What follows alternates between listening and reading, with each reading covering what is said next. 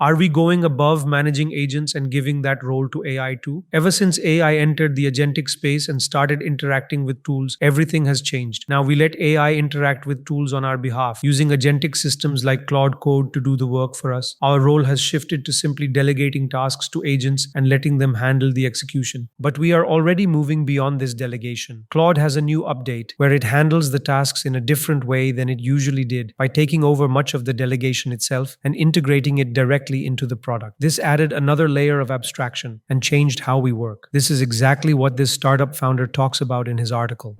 Now, Claude's new update might not sound like something impactful because apparently it sounds like new to-dos, but it's actually a huge update. The main idea behind the agent swarm is having multiple AI agents coordinate on complex tasks, spawning sub-agents and managing dependencies in parallel. This means they can take a complex task from a user and break it down into multiple tasks for AI agents, letting them work in isolation. So now you can talk to Claude as if you're talking to a project manager, giving it a wide task to work on, and Claude automatically does the breakdown and delegation. With this update, your task can survive the clear command and even a session restart. We'll explain exactly how that works in just a moment. Before this task system, when working with Claude, we had to hit compact more often because even if it did divide tasks, in the end, it was still a single brain trying to hold complex processes in its small, limited context window. This became more annoying when working on larger tasks because it used to lose context more often, and we had to create workflows with structured notes so it wouldn't lose context as frequently. Now, we've noticed that when working with Claude, we don't need to hit compact as often as we used to. What we used to do manually with notes in Claude.md or other guidance files, they've now incorporated into their own product. The agents are not sharing a single context window. Each agent actually has its own context window.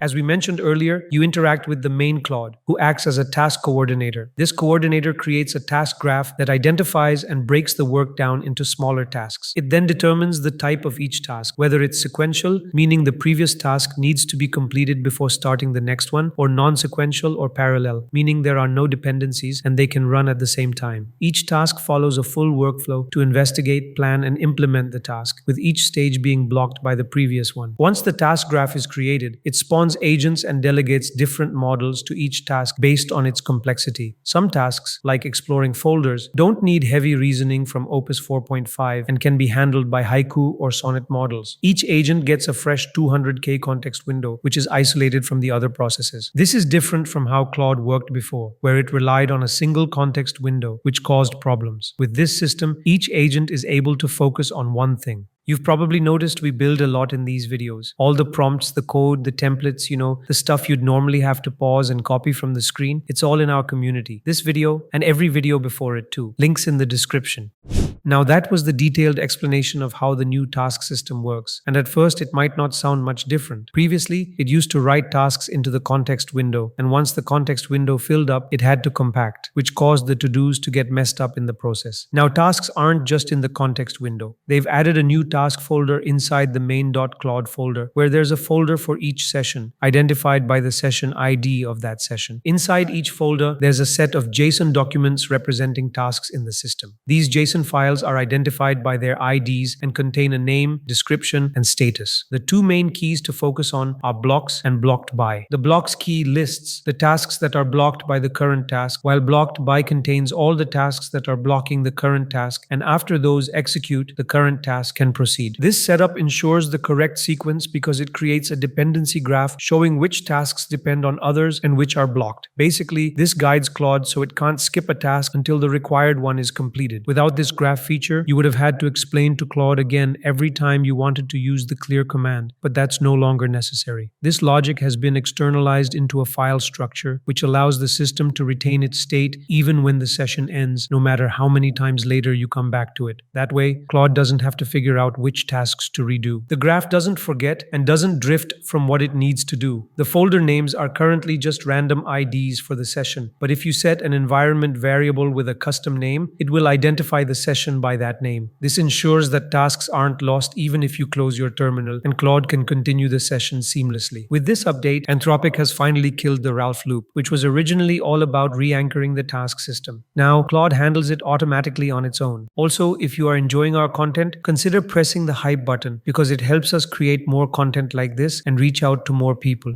Now, this approach matters because it gives Claude a degree of freedom in parallelism by effectively managing the parallel and sequential steps together. Claude identifies everything that can run in parallel and everything that cannot, and based on that, it saves time in completing the tasks. For example, it sees that task 1 and task 2 have no dependencies, so it spawns both at once. At the next layer, it identifies that task 3 and task 4 are blocked by task 1, so it waits for task 1 to complete before starting the next tasks. In this way, the last task completes in just 3 cycles. Previously, these 5 steps would have taken 5 waves, each waiting sequentially for the previous one. But with this approach, execution time is reduced by running tasks simultaneously. This not only saves time, but also reduces costs because the model matches its effort to the tasks and doesn't waste extra tokens on smaller tasks. But before we see them in action, here's a word from our sponsor, Lovard. Looking at these designs, you'd think a pro agency made them, but this is the first AI design agent built with true creative intuition. Design is easier with Lovard because it helps you visualize any concept instantly. From complex packaging and interior layouts to unique jewelry collections, it's the design agent that delivers professional creative work to get the job done. The real power lies in its exclusive editing features. Usually, AI text is a mess, but with Text Edit, I can rewrite headlines perfectly just by typing. With Love Art AI, you can generate stunning posters for work and use edit elements to move, adjust, or swap individual layers, or touch edit to swap or change objects precisely without breaking the style. This lets you produce way more high-quality posts without extra effort. You can even turn the final static visual into a video with one click. Start designing for free by checking the link in the pinned comment. Our team tested this swarm across multiple scenarios on both Claude Code and Cowork. For those who don't know, Cowork is basically Claude Code, but for non-developers. The idea comes from the fact that when they first developed Claude Code, it was intended for developers only, but they realized it could be useful for almost everything else. Cowork has more guardrails than Claude Code because it's not aimed at developers. This helps prevent the agent from accidentally deleting or messing with something it shouldn't, making it much friendlier for non-technical users. Our team has also been using it for non-development tasks like research, planning, and even managing our channel's ideation process by connecting it with Notion. So Anthropic made it simpler and released Cowork, which essentially does everything Claude Code does, interacting with file systems and making changes when needed. Cowork works really well if you want to organize folders or make changes in them. We've been using Cowork extensively for this purpose. We had a folder with a lot of projects, mostly for testing purposes, and we were having trouble navigating it to find a particular skill we had used in a previous project. So we asked it to create a document detailing what each project contains. We also asked it to look at the Claude.md and the reusable commands we'd created and differentiate based on that. It started by exploring the folder we had connected and creating to-dos. Then, it used the same agent swarm method we talked about earlier with Claude Code. It spawned multiple agents to read the files in batches and create documentation for what each project contained. In the end, every project had a file summarizing what it does, making it much easier to navigate and find exactly what we needed.